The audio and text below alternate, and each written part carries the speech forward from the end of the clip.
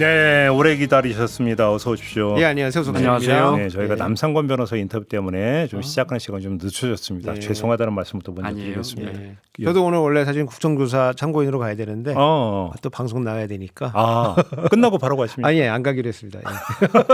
방송이 중요하니까. 아, 그래요? 가시지 왜? 아닙니다. 가시면 하루 종일 그냥 뒤에 앉아 있어야 되는 거예요. 그러니까 한마디 물어보면 다행이고. 그러게요. 그죠? 예. 알겠습니다. 자, 미국으로 가보죠. 트럼프 관세 폭탄 일단 개시가 됐는데 네. 캐나다하고 멕시코는 바로 때려버린다고 했다가 한 달 위에 결정이 났어요. 네. 근데 중국은 또 바로 때렸어요. 좀 하나하나 짚어봐야 되는데 왜 캐나다, 멕시코에 대해서 한 달 유예 결정으로 갔을까요? 미국한테 돈 제일 많이 벌어가는 나라가 무역수지 흑자국 줄로 딱 세우면 예. 중국이 당연히 1위고요. 그다음 멕시코, 캐나다거든요. 어. 그러니까 1, 2, 3등에게 이제 트럼프 대통령이 이 세상이 가장 아름답다고 했잖아요. 그 단어가 관세라고 했거든요. 이 세상에서 가장 아름다운 단어가 테리프라고 했단 말이에요. 이제 선물이 이렇게 순서대로 배달이 됐는데 하여튼 핵심적인 건 관세부가 한다. 그러니까 이제 자본시장이 뭐 환율이든 채권시장까지도 우와 일기 때하고는 다르게 진짜로 때리는구나. 뭐 순식간에 한 달 유예한다. 그러니까 역시 블러핑이었어. 말만 저래. 그러다가 다시 중국과는 시진핑 주석과 전화해보고 좋은 결정 내리겠다 해서 저것도 또 유예되겠구나 10%였는데요. 네, 유예되겠구나 했는데 갑자기 뭐 시 주석이 전화를 안 받았는지 네. 아직 통화가 이루어지지 않았다는 바로 보복 관세를 발표했기 때문에 정말 예측 못할 전혀 백악관이 예측 못할 상황으로 가고 있지 않나 싶어요. 이제 아까 말씀드린 1, 2, 3등까지는 선물이 배달됐는데 이렇게 쭉쭉 가보면 7등이 우리예요. 우리도 곧 날아올 텐데 이제 대통령 직무가 정지돼서 뭐 택배로 날아올지. 근데 일각에서는 이런 해석을 하더라고요. 왜 캐나다, 멕시코가 1순위였을까?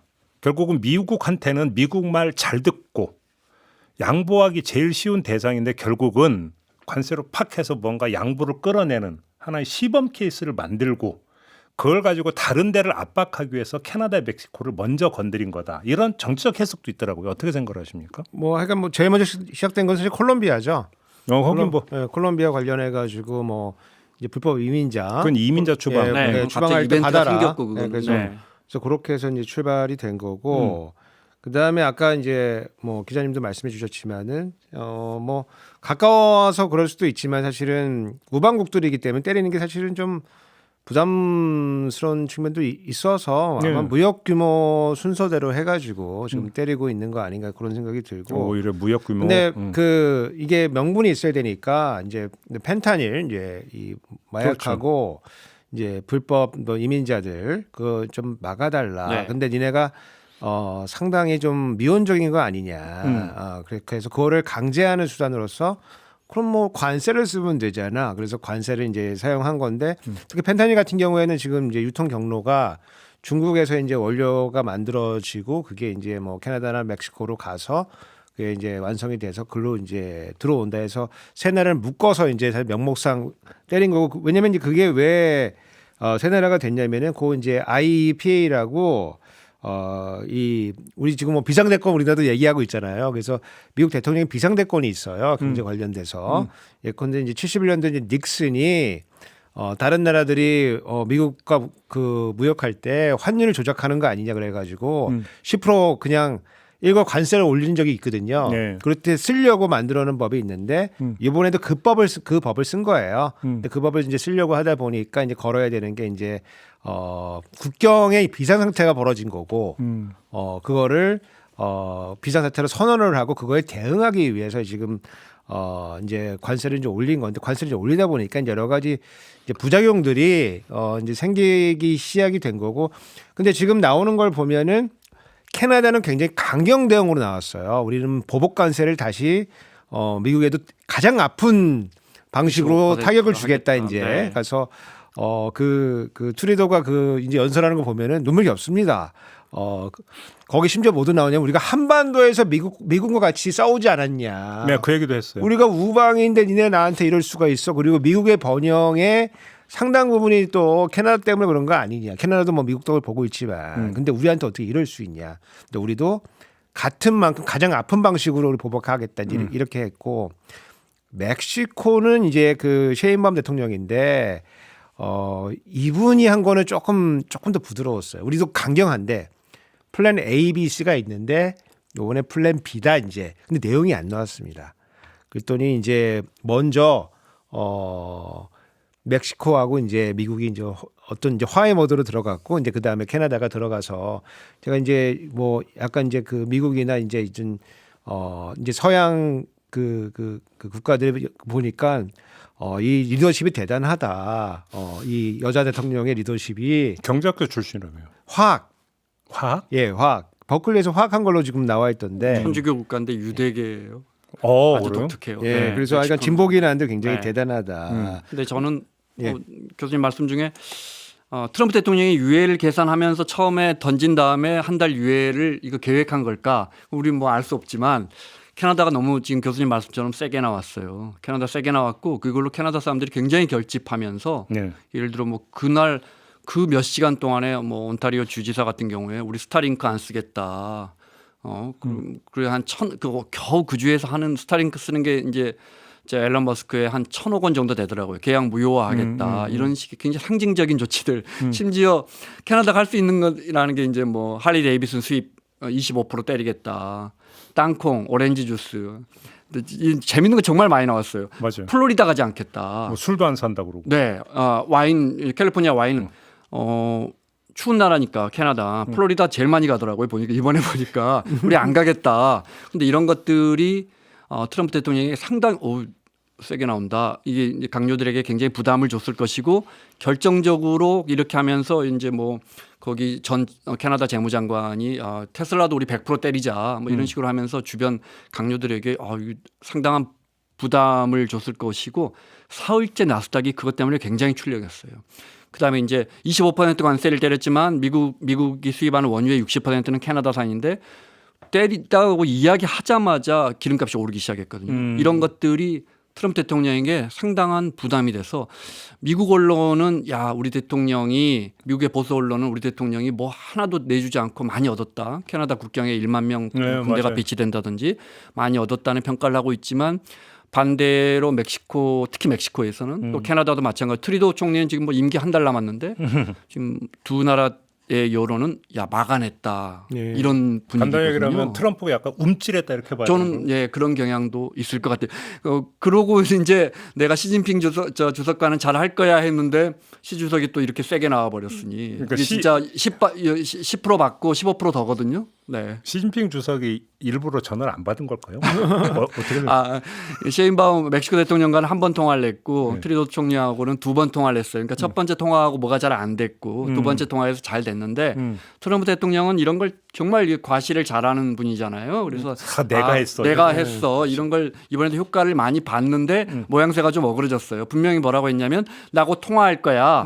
우린 좋은 결과를 나올 거야 했는데 시진핑한테 저쪽에 갑자기 전화 한 번 해서 우리도 그냥 보복 관세 때릴게 10에서 15% 미국에 대한 뭐 원유라든지 또 그다음에 이제 수출 통제할 거야 우라늄 같은 거. 네. 뭐 광물 얘기도 좀 하고 네, 그러니까. 네. 그러면 중국의 전략은 뭘까요? 강으로부터야 밀리지 않는다 혹시 이런 걸까요? 저는 이제 뭐 중국도 이제 보복 관세를 지금 한다고 지금 이제 발표를 하고 그다음에 수출 미국으로 가는 여러 가지 뭐 텅스텐 같은 거 수출 네. 통제하겠다 이제 그렇게 이제 발표를 했는데 굉장히 내용이 약간 좁고 타겟이 돼 있어요. 그래서 트럼프도 지금 경력자지만은 중국도 이 관세 전쟁에서는 경력자다. 그래서 준비를 좀 잘 한 것으로 보여져요. 그래서 저는 이제 두 가지 측면에서 보는데 하나는 트럼프 1기 때만큼 중국 경제 좋지가 않다. 지금 중국 경제 자체가 지금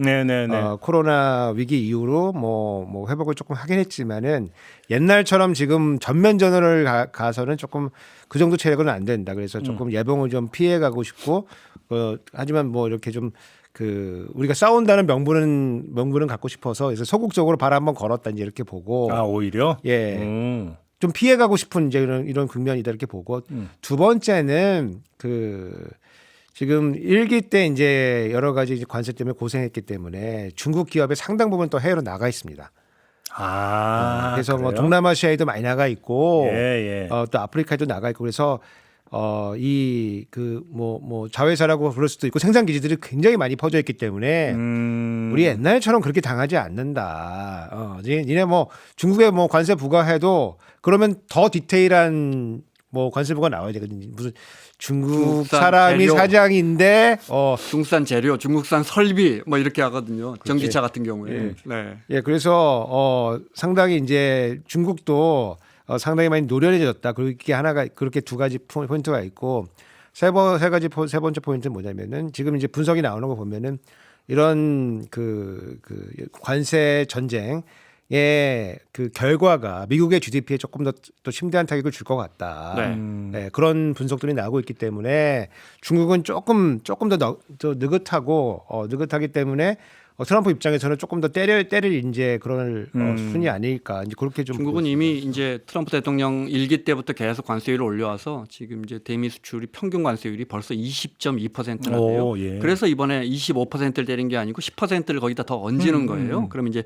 30% 정도 그렇죠. 되니까. 근데 트럼프 대통령이 60%까지 올리겠다고 공약했잖아요. 그러니까 뭐랄까 첫 단추를 눌렀는데 저쪽에서 또 단추를 그렇죠. 눌러버린 셈이고 시행 일자가 10일이에요. 아직 몰라요.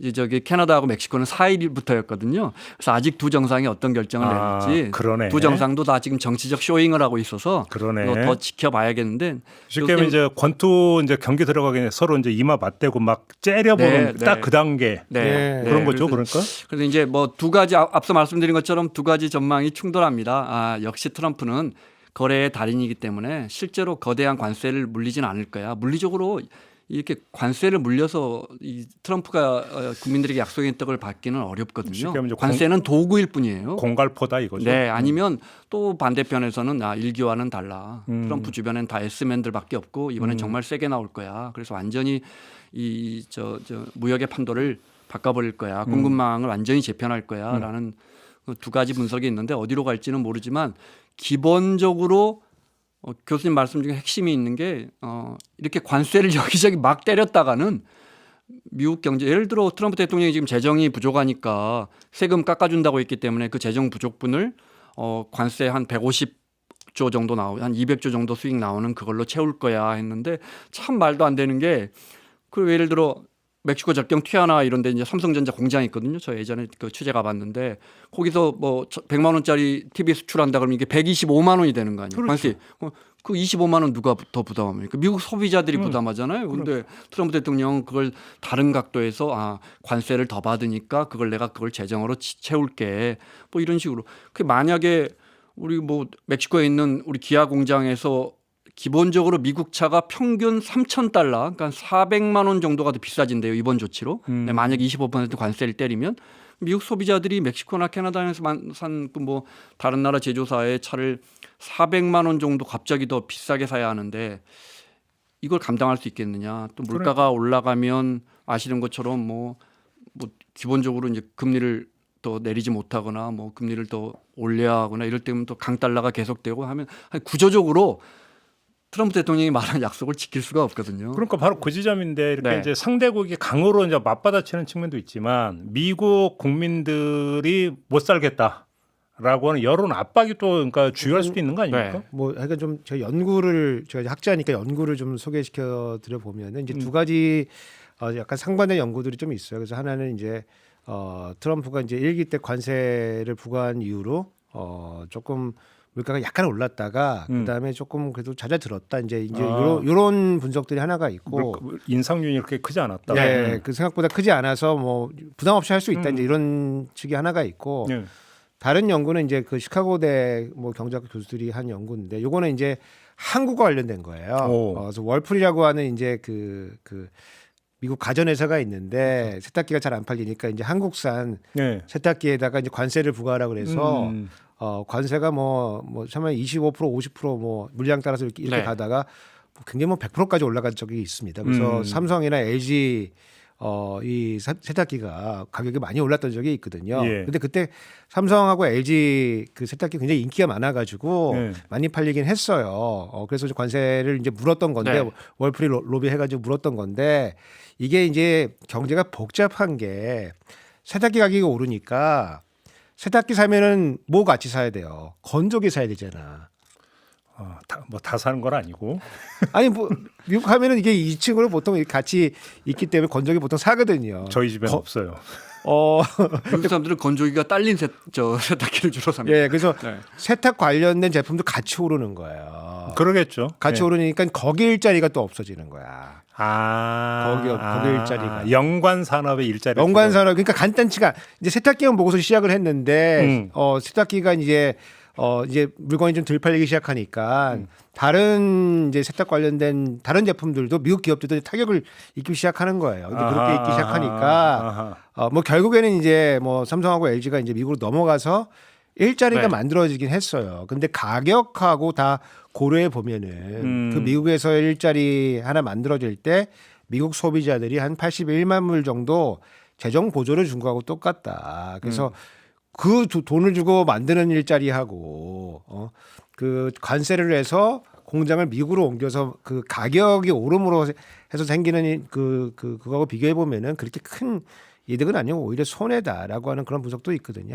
그래요? 그 이제 기본적으로 이렇게 생각하시면 예를 들어 관세를 우리나라도 한 10% 정도 부과할 가능성이 있는 것 같은데 그럼 우리 돈의 환율이 10%만 올라 버리면 똔똔이 돼 버립니다. 왜냐하면 관세 10% 해봤자 우리가 1달러에 1,000원 하던 게 1,100원이 되면 우리 기업들이 가서 1달러치 팔면 1,000원 가져오던 걸 1,100원을 가져오잖아요. 그러니까 100원의 이익이 생기잖아요. 환율 오르면 수출 유리해진다는 게 이거 아니에요. 100원의 이익이 생기니까 100원 관세 내는 거하고 똔똔이 돼버리는 거거든요. 근데 이제 중국 같이 이제 거대하게 미국과 교역을 하는 나라 입장에서는 위안화 가치가 계속 떨어진단 말이에요. 이렇게 하니까 왜냐하면 강달러가 유지가 되니까 그렇죠. 그러니까 이게 잘 조율이 안 돼서 그래서 이제 또 지금 미국 언론이 지적하는 하는 거는 결국 해법은 위안화를 데려다가 테이블에 앉힌 다음에 85년 플라자 합의 때처럼 너희 돈 가치 올려 위안화를 절상하는 이게 이제 그때는 85년이니까 네. 그렇다 치고 일본은 이제 뭐 전범 국가니까 그때 당시에 미국은 전승 국가고 지금 중국한테 너희 돈 가치를 딱 올려 이런 절상 조치는 도박판으로 따지면 저희 셋이 도박을 하고 있는데 김앵커님 칩은 내일부터는 저 환전할 때 절반만 쳐줄게요. 절반만 돌려줄게요 하면 왜 저것만 그래요? 이게 받아들이겠어요? 저는 광팔래요. 광. 답은 나오지 않고 트럼프 대통령은 세게 밀어붙여서 관세를 무기로 해서 다른 걸 무역 수지 역조, 무역 수지를 줄이고 일자리를 만들려고 하는데 이 수법을 다 아는 다른 나라들이 여기에 얼마나 말려들지는 지켜봐야겠습니다. 그러니까 그 기자님 말씀하신 게 중요한 말씀인 게 우리 그 1기 때 2018년도 여름에 이제 사실 트럼프가 뭐 중국 제품 25% 관세 매기면서 이제 시작을 했거든요. 그리고 한 1년 반 정도 있다가 이제 휴전 맺고 이제 사실은 뭐 중국이 미국 제품 사주는 걸로 미국 농산물 사주는 걸로 해서 이제 휴전이 됐는데 사실 다 안 사줬어요. 한 절반 조금 넘게. 그래요? 코로나가 와가지고 그렇게 됐는데 그 중간에 뭐가 있냐면은 미국이 중국이 위안화 평가 절하를 합니다. 그래서 관세 올린 것만큼 딱 평가 절하를 하니까 아까 말씀드린 관세 그 인상의 효과가 이제 다 이 무력화되는 거거든요. 그러다 보니까 이제 중국은 중간에 이제 미국에서 중국을 이제 환율 조작국으로 지적을 해가지고 뭐 압박을 가하려고 했는데 그러다 보니까 또 세계 증시가 폭락을 하고 막 이렇게 되니까 세상이 마음대로 이제 돌아가지가 않습니다, 사실은. 예. 난 걱정하지 말고요. 우리는 어떻게 해야 되는 겁니까? 자꾸 김앵커께서 저희에게 해법을 달라가시는데 깎아보잖아요 지금. 네. 근데 우리의 맨 앞에 서 있는 뭐 주차가 지금 없어갖고 정보가 저 모양이어서. 네. 근데 우리가 순번은 아까 말씀드린 것처럼 순번은 고지서 받을 순번은 7번째란 말이에요. 우리한테 오기는 올 텐데 참 난감하죠. 근데 이번에 나온 거 보면은 하는 건가요? 그때 왜 계엄령으로 인해서 성장률 0.2% 떨어진다고 했는데 만약에 이게 관세가 25%에서 관세 전쟁이 시작되면 0.2가 더 떨어진다는 게 나왔어요. 그러면 이제 1.5가 되는 거예요. 우리 올해 성장률이. 네. 근데 제가 순진하게 우리한테는 절대 이익은 아닙니다. 순진하게 한번 그림을 그려보면 트럼프가 이거 다 내 덕이야. 그러니까 쇼잉하는 걸 되게 좋아한다 했잖아요. 그러려면 상대가 있어야 되는 거잖아요. 한국엔 지금 상대가 없잖아요. 그죠? 네. 기다리지 않을까? 그러니까 그 이제 그런 예측하시는 분들 좀 이건 너무 희망회로 돌리는 건가요? 있는데 예. 우리가 이제 그 UFC나 이런 거 보면은 상대방 이제 하다 보면 약간 갈비뼈가 늑골 부러지잖아요. 다칠 수가 있거든요. 그러면 거길 때리거든요. 아, 거길 너무 때리고. 잔인하잖아. 그거는. 예, 우리 그 정태선 선수 할 때 보면 어깨 발이 빠진 적이 있어요. 호세 알도 아니 격투기도 보세요. 축구만 보는 게 아니라. 알도랑 하는데 어깨가 이제 잘 싸우다 빠졌어요. 네. 그러면 그걸 가만히 두느냐 그러는데 어깨를 때립니다. 그래서 항상 협상이라고 하는 거는 가장 약한 고리를 치는 거고 네. 준비 안 된 건 니네 잘못이지 우리 잘못은 아니기 때문에. 그러니까요. 예, 그러니까 이제 지금 당장 뭐 관세가 아니더라도 나와야 될 게 일단 한국이 미국 상품 사줄 게 좀 있지 않냐. 니네가 원래는 뭐 가스나 원유나 에너지 이런 것도 니네 수입하잖아. 근데 그냥 우리 거 사주면 되는 거잖아. 그래서 그건 니네 손해 보는 건 아니잖아. 어차피 우리 거 사주면 되는 어차피 거니까. 수입해야 되는데. 그러니까 그런 측면이 하나가 있고 그다음에 이제 그 트럼프가 여러 번 언급했는데 한국은 이제 약간 ATM 같은 거다. 돈 달라면 그냥 나온다. 머니머신이라고. 예. 예, 돈 달. 되게 기분 나쁘지. 예. 예. 이제 단어도 되게 직관적인 거잖아요. 이제 방위군 이제 저에게 이제 그 주한미군에 대한 분담금 예, 작년 10월달에 뭐 협상은 이미 했지만 그래서 한 1조 5천억 정도로 합의를 보고 이게 전체 금액은 알려지지는 않았어요. 근데 추정해 보면 30% 정도라고 했으니까 한 5조 한 6조 정도 되지 않을까 그렇게 예. 전체 금액이 이렇게 보는데. 근데 트럼프는 10조 정도는 우리가 받아낼 수 있다. 그래서 이것도 10조는 또 뭔가 칼만 안 들었다니. 예, 그런 얘기를 하고 있는 걸로 봤을 때 그러면 이제 요거는 우리가 조금 더 양보를 해야 될 이런 상황이 아닌가. 기본적으로 이제 미국으로 와라 리쇼어링하고 다 들어와라 해서 우리 미국으로도 많이 들어갔고 캐나다에도 LG 엔솔 합작 공장이 있고 아까 말씀드린 것처럼 멕시코에도 기아 공장도 있고 삼성전자도 있고 다 갔는데 거기서 갔던 이제 수출하는 것도 만약에 관세를 때려버린다면 그렇다면 뭐 우리가 그 많은 설비해 놓은 공장들을 또 멕시코하고 캐나다에서 또 갖고 미국으로 들어가기도 쉽지 않고 우리가 말씀드린 것처럼 2023년 같은 경우에 정말 제일 많이 투자한 나라인데 예를 들어 한국에 대해서 트럼프 대통령이 정말 더 얼마나 더 받아갈 수 있을까. 그러니까요. 그다음에 우리는 기술력이라도 있으니까 가서 짓죠. 기술력도 없는 나라. 그러니까 우리 바로 밑에 미국의 흑자 국가들이 영국, 뭐 인도 이런 나라예요. 영국하고 인도가 미국 가서 무슨 공장을 지을 수 있어요? 칫솔을 뭐 반도체를 만들겠어요. 칫솔이 운동화를 만들겠어요. 참 버버리 공장을 미국에서 만들겠어요. 인건비 때문에 답이 안 나올 텐데 버버리 중국에서 만들거든요. 그러니까 이게 트럼프 대통령이 그렇게 해서 많이 얻어내는 걸로는 뭐 뛰어난 사람인 건 분명한데 근데 우리나라가 얼마나 조금 얻어낼 수 뭐 있을지. 여지가 있는 게 뭐냐면 우리 공장이 일단 중국으로도 많이 나갔잖아요. 중국으로 나갈 때는 협력업체들을 데리고 많이 나갔습니다. 네네. 그래서 그 현지에서 부품 조달하는 게 거의 한 60%에서 70% 정도 가까이 돼요. 근데 미국으로 나간 공장들은 협력업체가 많이 안 나갔습니다. 그래서 현지 부품 조달이 한 30%에서 40%그 사이에 있거든요. 예. 그래서 그 지금 우리가 대미 흑자의 상당 부분이 되는 게 우리 주 공장은 나갔지만 협력업체들이 안 나가서 그 중간재들이 미국으로 가고 있거든요. 근데 그게 우리는 수출로 잡히고 미국은 수입으로 잡혀가지고 대미 흑자의 그게 이제 사실은 주된 요인 중에 하나인데 그러면은 니네 협력업체 데리고 와라. 이제 이렇게 될 확률이 좀 있어가지고 우리나라 공장들이 지금 나가 있는 것을 지키기 위해서라도 협력업체들이 더 나갈 수 있는 여지는 지금. 그럼 우리 있다. 일자리 또 그만큼 줄어드는 일자리는 거잖아요. 그만큼 이제 줄어드는 거는 뭐 불가피하다 이제 이렇게 보는데 다만 트럼프의 임기가 4년이다. 그리고 2년 있으면 중간 선거가 오기 때문에 2년만 버티자. 그 중국과 관세 전쟁 할 때도 1년 반 안에 집권할 거란 말이에요. 1년 반 있다 끝났거든요, 사실은. 예, 그래서 아마 잘 버텨야 된다. 요 말씀 하나만 더 드리자면 우리가 이제 어떻게 대응할 것이냐 트럼프라는 굉장히 강한 지도자가 나왔기 때문에 어떻게 대응할 것이냐 초점이 맞춰져 있지만 근본적으로 이게 정말 미국의 이익에 부합할까? 캐나다처럼 그러니까요. 캐나다는 동맹도 아니고 사실 캐나다 사람들은 미국과 거의 같은 나라라고 생각하고 아이스하키 뭐 이런 거 다 같은 리그로 하는 사람들인데 이번에 얼마나 캐나다 같이 저 뭐랄까 착한 사람들이 굉장히 유엔진이 뛰었던 구단도 토론토잖아요. 그러니까요. 굉장히 화가 많이 났는데 제국은 관대해야 존속한다. 예. 그러니까 저 중국 보세요. 1대1로 하면서 얼마나 저 어려운 나라 도와주는 척하면서 뭐 하다가 시진핑이 얼마나 저 지금 동남아나 아프리카에서 원성을 사고 미움을 사고 있습니까? 그러니까요. 제국은 과거 로마처럼 뭘 좀 이렇게 관대하고 뭘 베풀면서 제국이 유지돼야 그래야 기축통화 달러가 유지될 텐데 그리고 그렇죠. 미국은 우리가 아는 제국 중에 정말 관대하지 않았나요? 우리한테도 그동안 너무 관대했고 예를 들어 뭐 저기 가난한 나라 뭐 저 쿠데타 일어났다 하면 그까지도 가서 간섭해서 원위치 시켜주고 심지어 2차 대전 전쟁 배상금 독일이 너무 크니까 그 돈 빌려준 나라도 미국이에요. 네? 예.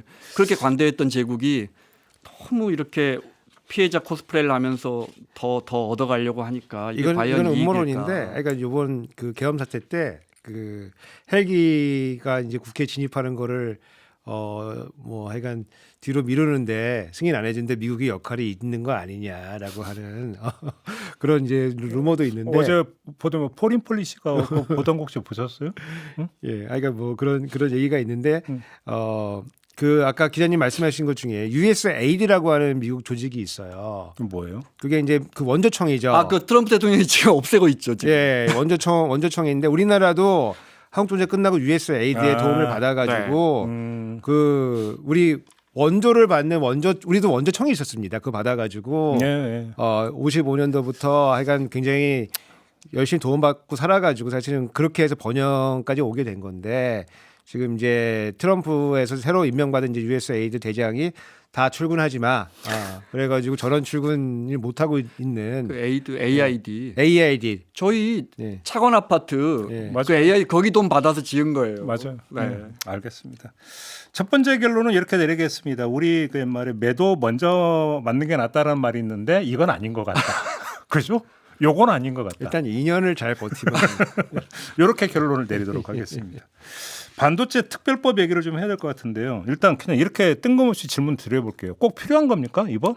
어떻게 보십니까? 반도체 특별법이 이제 반도체 산업에 대한 재정적 지원도 있지만 지금 논란이 되고 있는 것은 이제 52시간, 그리고 노동 문제 52시간 있죠. 특히 이제 삼성전자에서 한 4만 명, 5만 명 정도 되는 연구 인력들이 일을 더 많이 해야 되는데 이것 때문에 일 시키기가 어려우니까 이걸 좀 풀어달라라는 것이고 이재명 대표가 이제 한번 고려를 해보자 긍정적으로 돌아선 상황입니다. 근데 삼성의 연구직이 4만 명이나 돼요? 그 정도 되죠. 삼성의 R&D가 예. 삼성이 얼마나 큰 회사인데요. 네. 저도 삼성 갈 뻔했습니다. 그래요? 예, 삼성에 원선해가지고 예, 오퍼도 받고 그랬는데 오, 합격까지 하시는데 안 간 거예요? 예, 뭐 아이간 뭐 체질은 아닌 것 같아서 예. 거기가 박사들이 굉장히 많기 때문에 그 박사를 잘 다룹니다. 예, 박사 잘 다루기 때문에 예. 그러니까 저희 같은 경우는 이제 방이 중요한데 예, 조용히 이제 사고 생각을 좀 해야 되니까 방이 중요한데 삼성은 눈치 빠르니까 방을 안 줘요. 쓸데없는 생각할까봐. 우리 선진국 대비해서 GDP 대비해서 R&D 비율이 절대 낮은 나라가 아닙니다. 네, R&D 지출 비율. 근데 이거 반도체 지원법을 보면은 이게 참 진짜 공만스러운데 이게 뭐 이런 거예요. 무슨 뭐 위원회를 설치해 가지고 5년 단위 이제 반도체 산업 기본법을 수립하겠다. 이런 게 들어가 있고 그다음에 특별 회계를 설치할 수 있게 돼 있어요. 그러면 왜냐면 지금 사실은 어떤 특정 산업에 대해서 보조금을 줬을 때 이게 WTO에 걸릴 수가 있거든요. 예.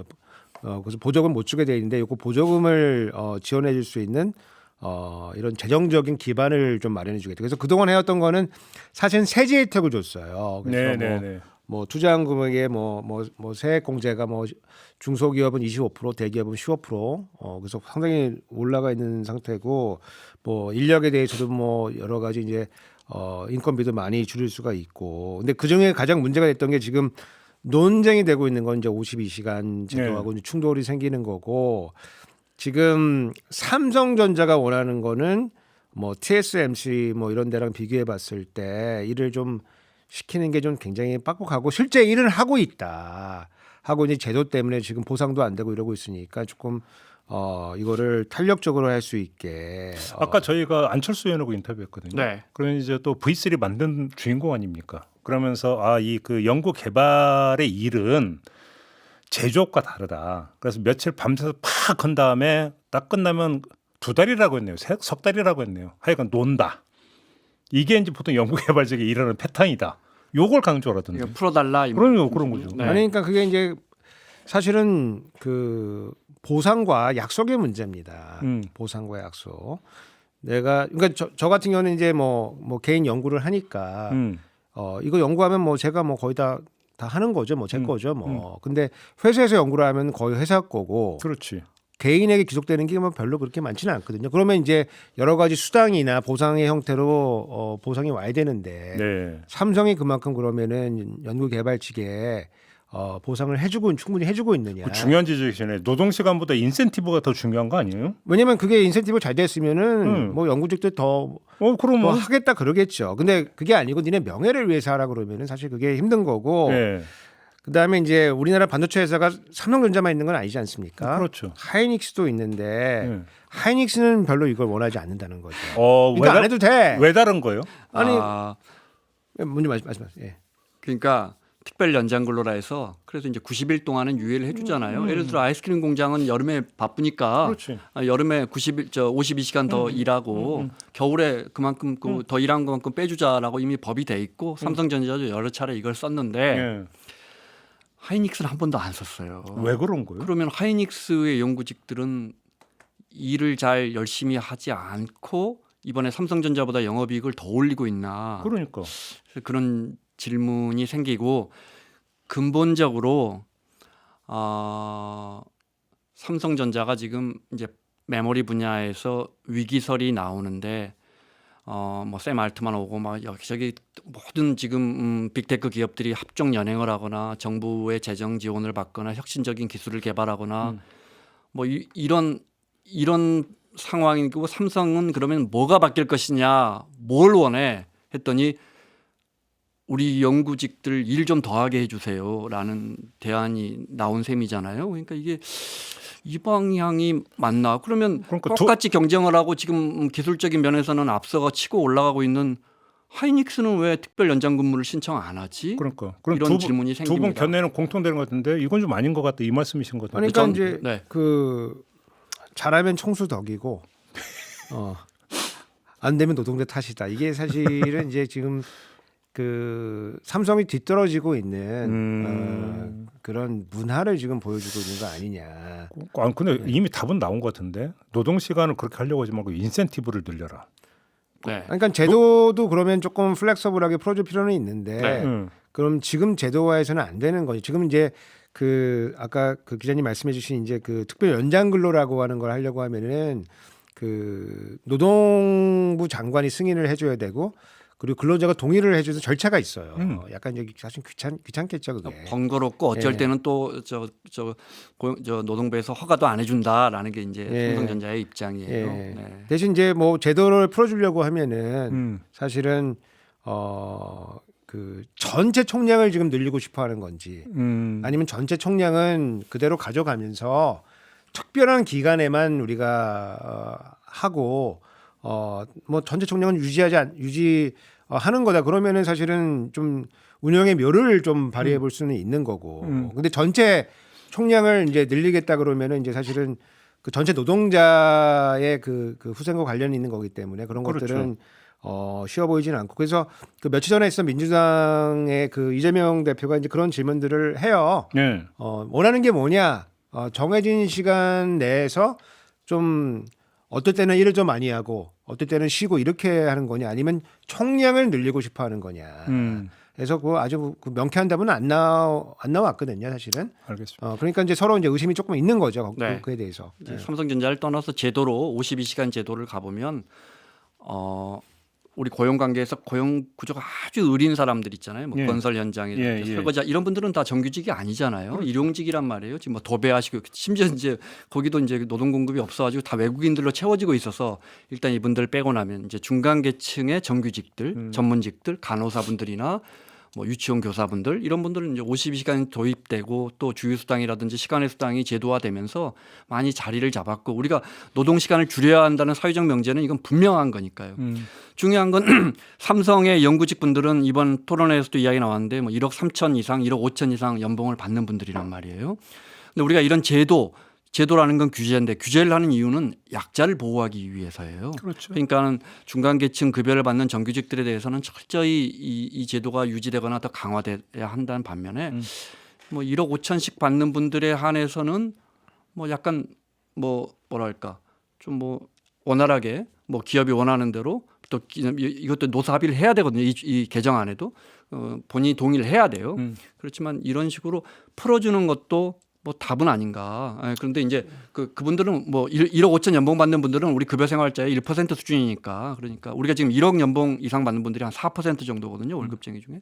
그러니까 그런 분들은 뭐 풀어줄 수 있지 않는가. 제도라는 건 약자를 보호하기 위해서 정부 제도라는 게 있기 때문에 그런 생각도 듭니다. 저는 네. 이제 그 생각이 좀 굉장히 좀 반대인데 사실은 예.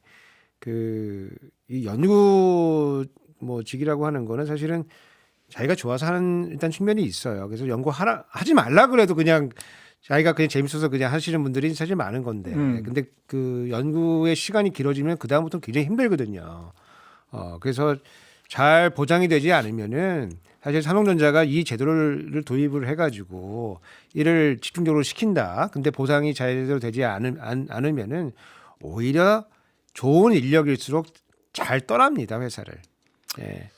그래서 장기적으로 정말 인력을 잃어버릴 수 있는 이게 사실은 뭐 물론 이제 52시간이 좋은 제도냐 그러면은 거기에 대해서 이제 할 말은 많지만 알겠습니다. 우리가 여러 가지 노동의 그 여러 가지 투쟁의 결과로서 사실은 이상하지만 여기까지 지금 와 있는 건데 이거를 반도체 혁신을 통해야 되는데 이거를 뭐 대폭 흔들어 가지고 가야 된다. 이거는 사실은 동의하기가 쉽지가 않죠. 노동의 시간보다 노동의 동기를 강화시켜야 된다. 그렇죠. 이런 얘기로 좀 정리를 하는 걸로 하고요. 저 궁금한 게 하나 있어서 이거 따로 여쭤보는 건데 샘 올트만 방한했었잖아요. 네. 삼성 방문했고 SK 방문했고 카카오 방문했고 뭐 한미일 AI 동맹 이런 얘기 나오는데 그림이 뭐예요? 그리고 있는 그림이 뭐래요? 제가 볼 때 뭐 간단하게 설명드리면 뭐 거대한 중국을 상대로 한 AI가 지금 뭐 안보나 뭐 이런 것까지 연결되기 때문에 거대한 그 진영에 함께하자. 뭐 스타게이트 프로젝트 뭐 거기에 스타게이트 같은 참여하러 거 이제 트럼프 대통령이 하고 있는 거대한 프로 5천억 달러짜리니까 뭐 얼마예요? 700조? 네. 근데 왔는데 예를 들어 샘 알트만이 오픈 AI라는 기업에서 원하는 게 있을 것이고 스타게이트라는 거대한 진영에서 원하는 게 있을 텐데 우리 기업들을 참여시킨다는 건 반갑고 좋은 일이긴 한데 예를 들어 삼성전자를 왜 끼워줄까?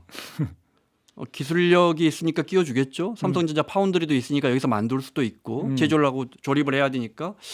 그렇지만 제가 볼 때는 돈이 부족하거든요. 돈 내라는 거예요? 돈 내라고 하는 게 크지 않을까. 머스크가 그랬거든요. 지금 이 스타게이트가 지금 뭐 오픈 AI랑 그다음에 소프트뱅크랑 또 어디예요? 저기 이렇게 세 개 기업이 있는데 머스크가 그랬거든. 너희들 돈 없잖아. 이렇게 직격탄을 날렸는데 그게 아닌가. 반면 SK 같은 경우에는 이제 HBM이라는 기술력이 있으니까 그러니까 오픈 AI 입장에서는 그 엔비디아 거 쓰지 않고 자기들이 직접 AI 칩세트 만들고 싶어 하거든요. 그러니까 이제 그건 기술 협력이 가능하니까 그야말로 협력이 되는데 삼성전자는 물론 협력이죠. 그리고 좋은 기회긴 한데 약간 그런 측면도 있는 것 같아요. 우 교수님 어떻게? 저는 이제 AI 기술은 그 자체로 이제 돌아간다고 보고요. 근데 AI를 가지고 뭘 할 거냐라고 하는 이제 거기에 지금 봉착해 있는데 뭐 작년만 해도 이제 AI 에이전트라는 개념들이 굉장히 좀 많이 쓰였어요. 그래서 AI를 이용해서 사물을 자동화한다. 그래서 소프트웨어 로봇을 만든다. 로봇인데 소프트웨어로 뭐 돌아가는 건데 예컨대 뭐 이제 프롬프트에 김종배 관련 기사를 정리해줘. 그러면 이제 그 AI가 웹브라우저도 키고 네이버에 들어가서 검색도 하고 기사 나오면 기사가 있는 거를 딱 긁어 모아가지고 쭉 정리해서 준다. 이게 이제 에이전트거든요. 그래서 비서 역할이네. 비서 역할 이제 이런 자동화 업무 자동화를 지금 하는 걸 한참 하다가 지금은 뭐가 나오냐면 이제 피지컬 AI라는 게 나와요. 실제 로봇에 들어가서 AI가 쓰인다. 그래서 지금 그 샘 알트만이나 뭐 이런 기타 AI에서 종사하시는 분들이 갖고 있는 게 이걸 어떻게 서비스화할 것이냐라고 하는 사업 모형을 가지고 있는데 한국에 왔을 때는 한국에 어떤 서비스를 쓸 수 있냐. 그래서 카카오가 그거를 제공할 수 있는 거 아니냐라고 하는 그런 약간 이제 투자도 모색이지만은 수익성 구현 부분도 네트워크를 갖고 있는 기업들에 접촉해서 음. 우리 AI를 서비스에서 수익을 창출할 수 있는 있다. 그런 이제 시장들을 지금 모색하고 있는 것 같아. 이제 이렇게 보고 있죠. 저는. 아 그렇게 보시는 거군요. 그러니까 두 개 다 있는 거네요. 네, 네. 돈 좀 내놔도 있고 이거 어떻게 팔아야 되는데 이 얘기도 지금 하고 있다. 그 인터페이스를 어떻게 어느 뭐 PC든 모바일이든 갖다 붙여야 할 거 아니에요. 예. 그 어떤 서비스에 붙일 것이냐인데 이제 카카오가 그 모델 중에 하나가 되는 거니까 카카오도 좋은 거지만 사실은 샘 알트만 입장에서는 자기 제품 파는 거잖아요. 또. 네. 그래요. 일본은 한미일 AI 동맹. 일본은 뭐 하는 거예요 그러면? 손정희 회장도 왔었잖아요. 네. 손정희 회장도 사실은 자본, 쩐주거든요. 네. 쩐주. 네, 자본 내고 있죠. 네. 역시 이건가요? 네. 네, 네. 알겠습니다. 궁금해가지고. 네. 자 오늘 이야기는 좀 이렇게 마무리하고 두 분과 인사 나누도록 하겠습니다. 말씀 잘 들었어요. 고맙습니다. 감사합니다. 수고하셨습니다. 네, 저도 물러가겠습니다. 고맙습니다.